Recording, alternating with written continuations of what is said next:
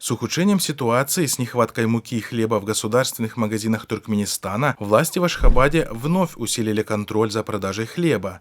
Об этом пишет радио «Азатлык». В данное время сотрудники правоохранительных органов пытаются выявить граждан, покупающих больше положенного количества хлеба. Для этого они используют видео и фотофиксацию.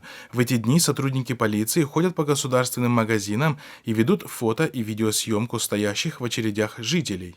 Они предупреждают покупателей, что тех, кто будет пытаться купить больше положенной нормы хлеба, арестуют на 15 суток, рассказал 21 апреля житель Ашхабада, пожелавший не называть своего имени. В государственных магазинах Туркменистана каждому гражданину отпускают в зависимости от региона по 2 или 3 буханки хлеба. Участников одна лепешка стоит 5-10 манатов, тогда как в государственных магазинах буханку хлеба отпускают по субсидированной цене в 60 тенге.